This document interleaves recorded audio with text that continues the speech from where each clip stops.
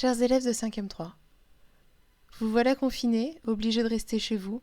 Comme promis, je vous fais une vidéo. Il est 22h passées, samedi soir. Bon, ce sera peut-être pas la meilleure vidéo de ma vie, mais elle est juste pour vous. Allez, à bientôt. Comment utiliser cette vidéo ? Suis la vidéo et écris le cours dans ton cahier. Et oui, cette fois-ci, il n'y a pas de poly à trous, il va falloir tout noter à la suite de ce qu'on a déjà fait. Vous pourrez évidemment faire pause aussi souvent que nécessaire, parce que moi je vais enchaîner la vidéo et vous n'aurez pas forcément le temps de tout écrire à la même vitesse que ce que je vais raconter. Si vous avez besoin, si vous avez des points que vous n'avez pas bien compris, besoin d'éclaircissement ou quoi que ce soit, n'hésitez pas à me poser des questions. Moi je serai sur Teams pendant la totalité de l'heure, et puis sinon on se voit de toute façon au cours suivant, donc c'est mercredi. Et évidemment, n'oubliez pas les exercices. Il y en aura à faire pour mercredi, même si je ne peux pas vérifier, ce sera bien de les chercher, puisque de toute façon, il faudra que vous sachiez faire tout ce qui est dans cette partie-là, dans cette vidéo. Alors, une petite introduction.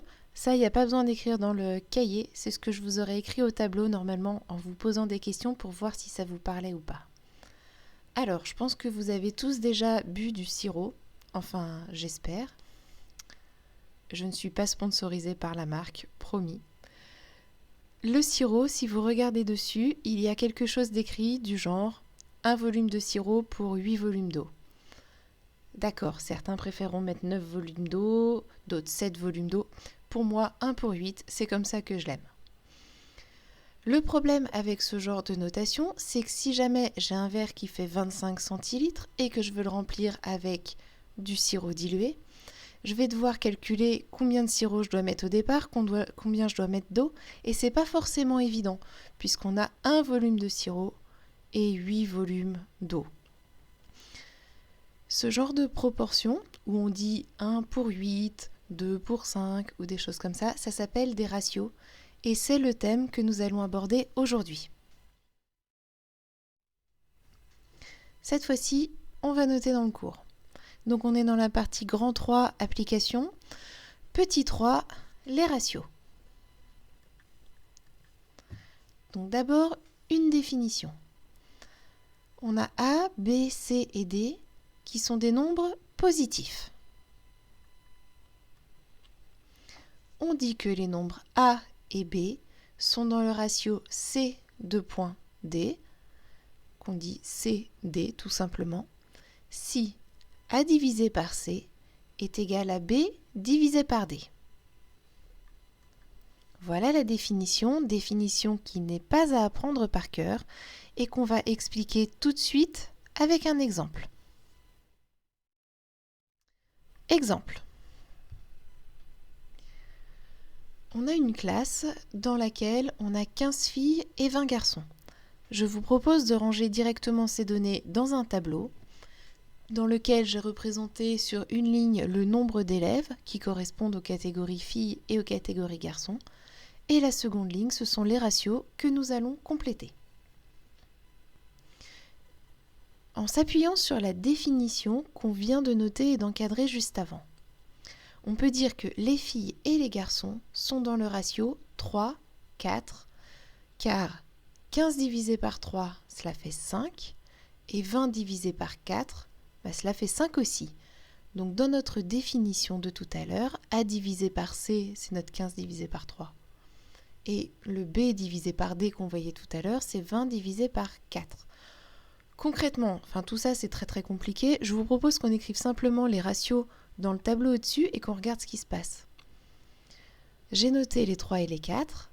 Du coup, normalement, je m'aperçois que j'ai ici un tableau de proportionnalité et pour passer du nombre d'élèves au ratio, j'ai tout simplement divisé par 5.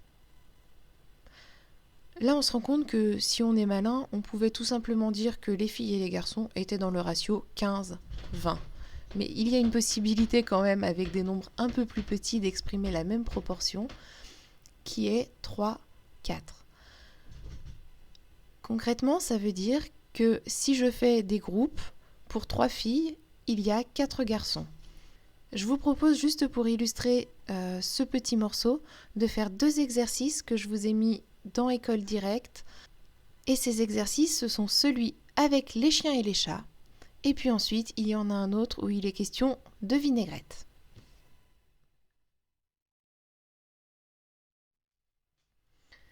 Si vous avez bien suivi les consignes, vous avez trouvé les ratios pour les chats et les chiens et vous avez trouvé le volume de vinaigrette qui est fait avec nos cuillères d'huile et nos cuillères de vinaigre.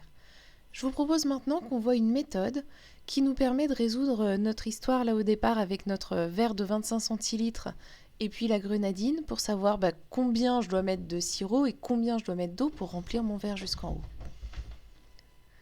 La méthode est la suivante. Pour partager une quantité dans un ratio A, B, on divise cette quantité en A plus B parts égales. Bien évidemment, cette méthode, nous allons l'illustrer tout de suite par un exemple. Exemple. Mathieu partage ses 18 billes avec son frère selon un ratio 2:1. Cela signifie qu'à chaque fois qu'il en prend 2, il en donne une à son frère. La question évidemment est de savoir combien de billes a Mathieu à la fin du partage et combien en a son frère. On pourrait tout à fait venir chercher des billes soi-même et reproduire l'expérience. On a nos 18 billes, d'un côté on a le tas de Mathieu, de l'autre côté celui de son frère.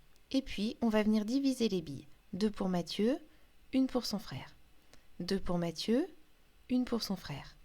2 pour Mathieu, 1 pour son frère, et ainsi de suite jusqu'à ce qu'on arrive au bout de nos billes.